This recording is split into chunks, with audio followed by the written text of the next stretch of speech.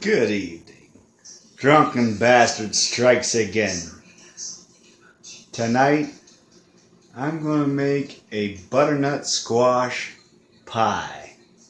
Looks very much like a pumpkin pie. Tastes a little bit like a lot like a pumpkin pie. It's not pumpkin, it's butternut. It's butternut squash. I'd have to taste it side by side with a pumpkin pie in order to tell the difference, really. But that's the ingredient, the main ingredient in the pie that I'm going to make tonight. Enjoy the show. It's been 3 minutes. It's been in there in the microwave. It is softer. It's peeling very nicely. It's a little hot to hold, but you know, I got calluses all over my hands, so I'll be fine.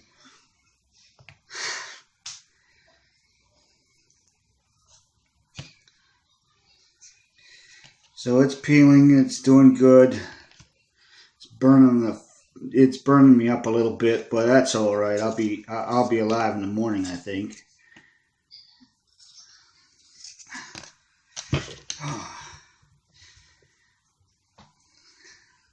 Now, it's pointed out the last time I made a video that I didn't show every step that I should have shown. So I'm going to try my best to make sure that I get every step in here. Like the last time when I made the apple pie, I didn't show myself cutting the apples up or peeling the apples, and came into question whether or not I actually made the filling myself. But I did, and I'm doing the work on this one as well.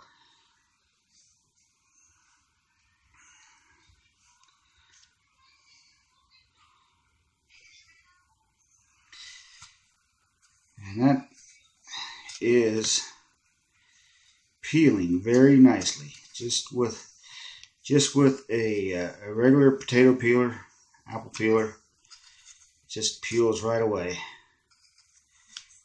very nicely.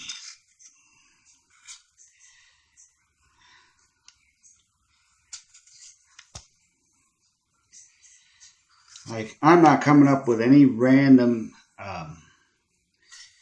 pie filling. I'm doing all the work. I'm cutting this up. My wife and I went to the market to buy this a couple weeks ago. It's still good. I made 2 other pies, butternut squash pies, when we first got the butternut squash about 2 weeks ago. After I cut it down and put it in the fridge so that it wouldn't get spoiled on me, so it wouldn't get rotten. And I like this because now it's nice and soft, easy to peel. I had a hard time the last time. I didn't try to do it this way. I went out and I got a tip from my wife. She actually looked it up on how to soften the peel on the butternut squash to make my life a little easier. But you know, that's part of what my wife does. She makes my life easier. That's a plus. Okay, I think this knife will do just fine to cut this. What I'm going to do is I'm going to cut this end off because it was exposed in the refrigerator for a little while. So I'm going to cut this end off. It'll be fine. The rest of it, go ahead.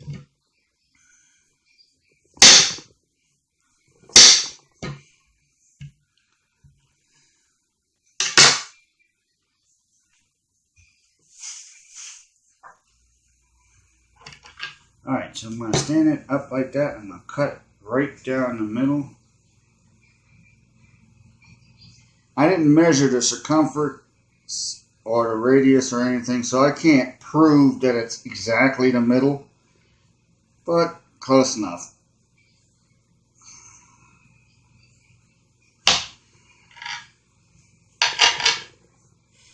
Cut that down. I'm going to cut this down like this.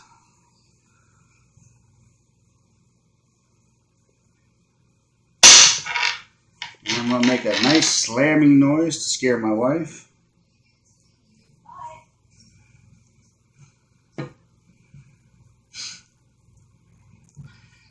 By the sound of it, I was successful in scaring her.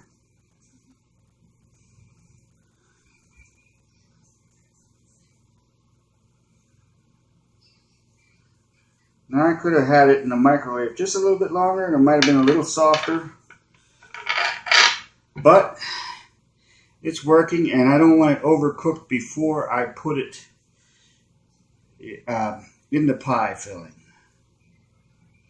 I'm going to cut just a little bit more like this.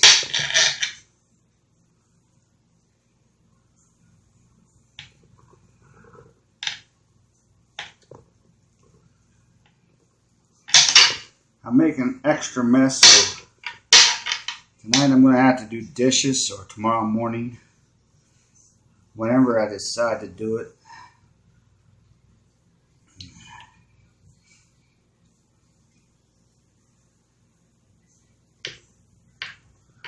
I'll clean up a little bit when I'm done with the pie, or actually while I'm waiting for it to bake.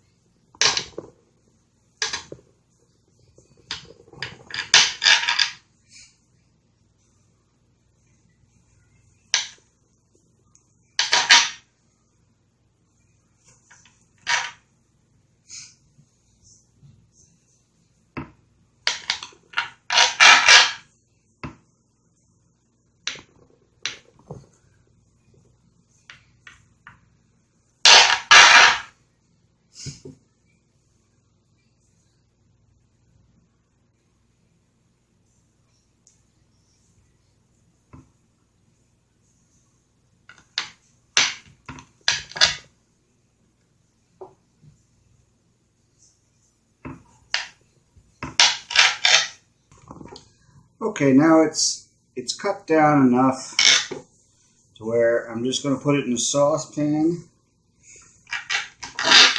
Just a little bit of water underneath just to keep it from burning, scorching at the bottom.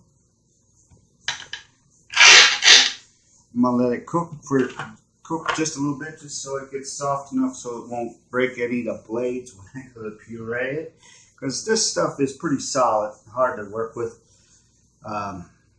That's why I microwaved it, to get it a little softer and to get the peel off very easily.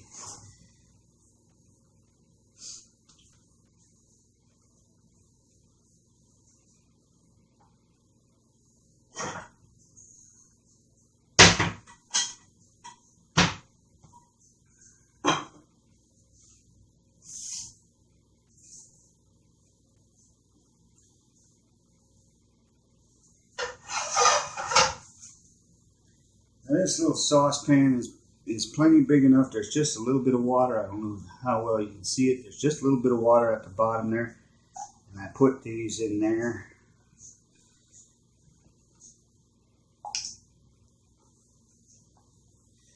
Saucepan is very small. But it'll do for what I'm doing. It'll be fine. Alright, and then put that in there. Come back here. On the stove. Okay, it's time for me to puree the squash. I'm almost done with the puree. Okay, that makes a lot of noise. So I'm not going to show you that too long, but that's the pureed butternut squash. Okay, I have in here the pureed butternut squash. It's ready to be mixed.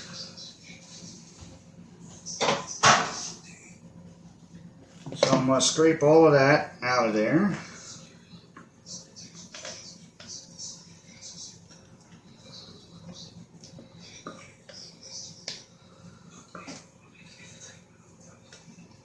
And scrape all of that into that mixing bowl.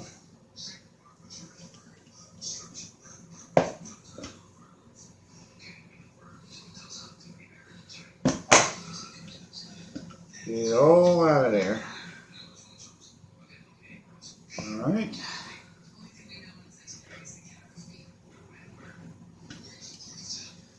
Get all of that baby food out of there. Looks like nasty baby food. But tastes way better than any baby food. Well, I don't really remember because I was pretty young back then.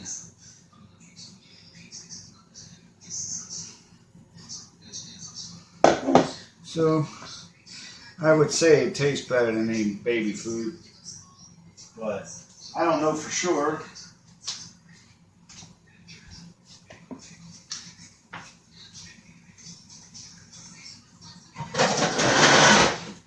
And then what I'm going to do after I get this butternut squash in there, all pureed, is I'm going to take some light brown sugar.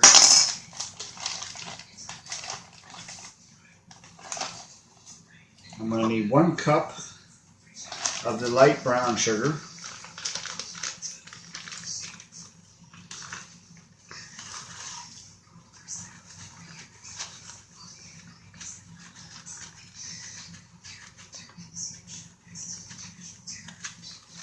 And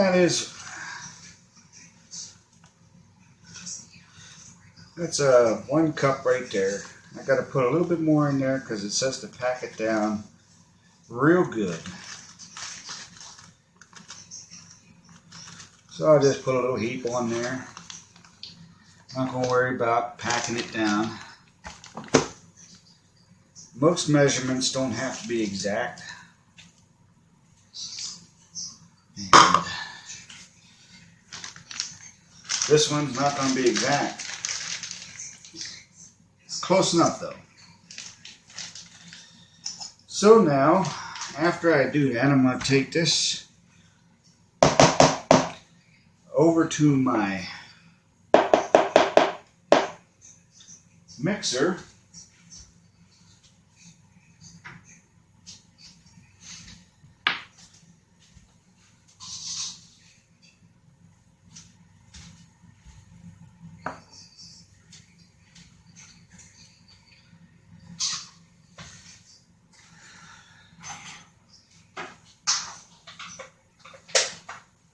Mixer together, plug that mixer in,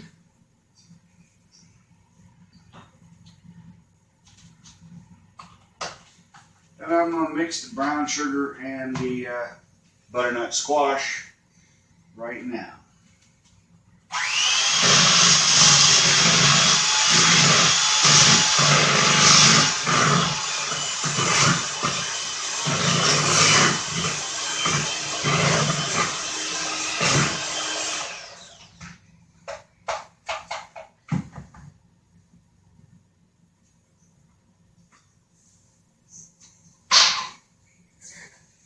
And that is the butternut squash and the brown sugar all mixed in. After that, I'm going to put melted butter. And put that in there.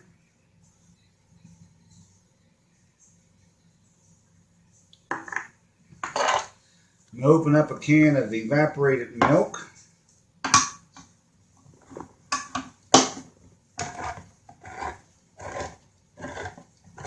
I don't know how it's evaporated. It looks liquid to me. It doesn't look like it's evaporated at all. But anyway, that's what they call it.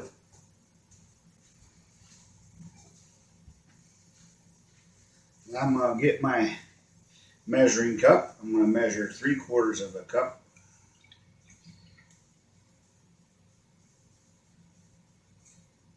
That's about right. That's something I want to be pretty accurate with. Well, you put that in there.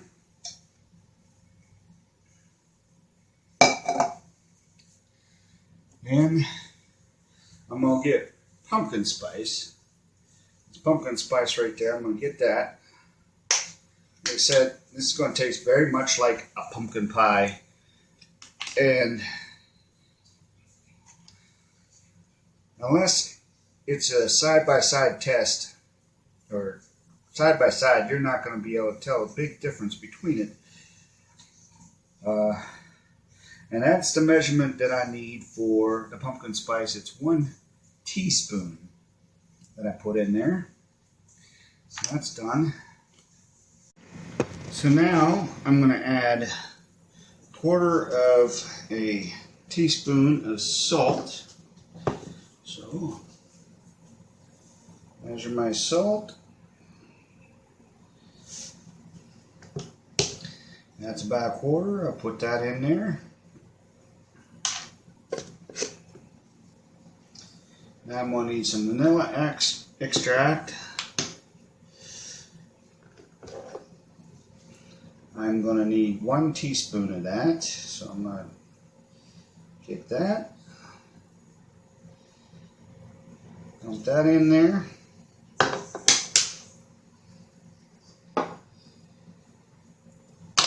I'm done with that. Now I need to get 3 large eggs.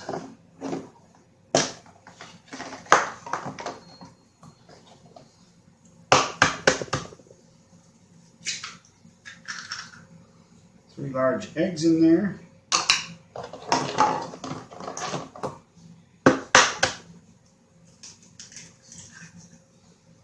Not sure if I can get 3 in there just because I can't count very high. But I think that's 3. Yeah, that's 3. So that's 3 large eggs.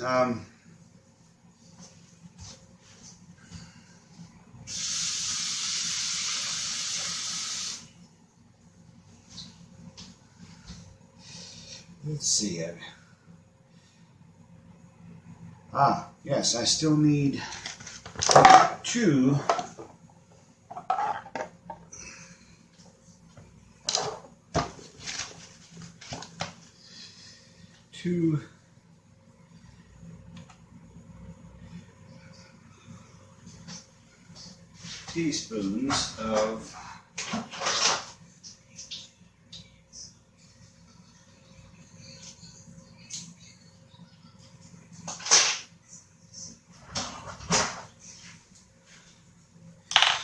teaspoons of all-purpose flour. Now, this measurement is 1/2 teaspoon. I'm going to use that 4 times.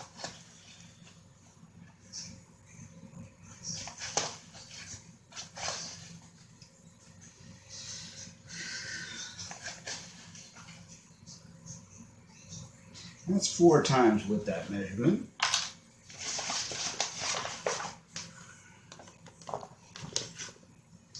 Okay, so now what I need to do next is bring that over to my mixer.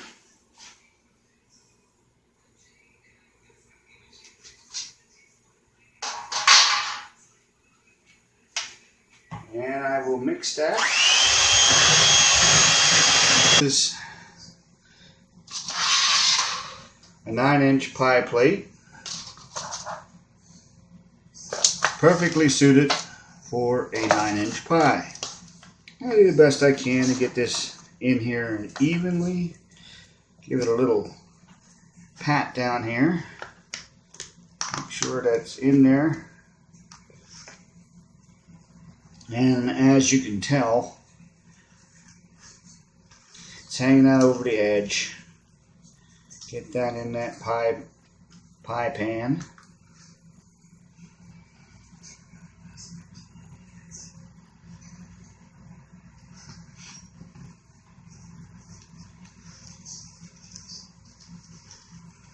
Alright, that seems to be pretty even. That fits in that 9-inch pie pan. Way more than it should.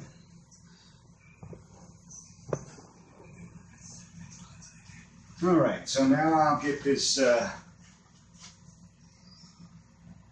pie filling that I've been mixing up. I get a little mixed up also. And I go ahead and I pour that into the pie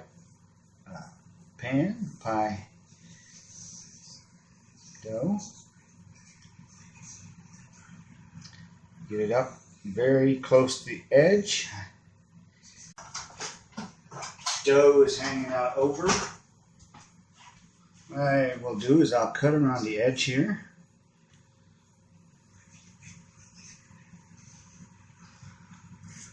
Get the excess dough off of there. And don't worry, Grandma told me not to, she taught me not to waste, so I won't be wasting this dough. And I won't be wasting the extra filling. Don't worry, I got a plan.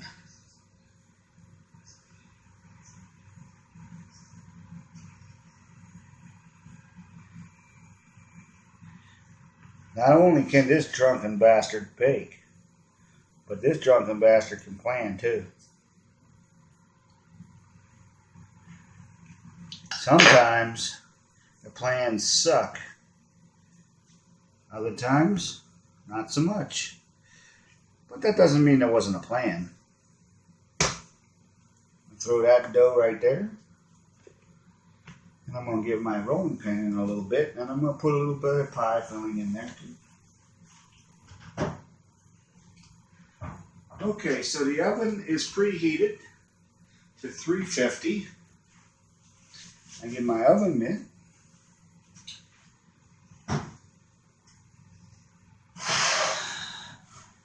Pull out the center rack.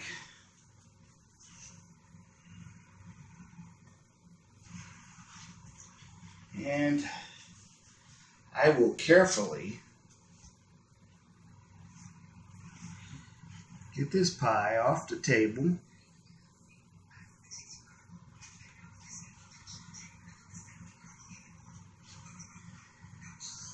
Place it on the rack very, very carefully. Put it right in the center of the rack. And we'll close the oven. It's going to take 45 to 55 minutes to bake this pie.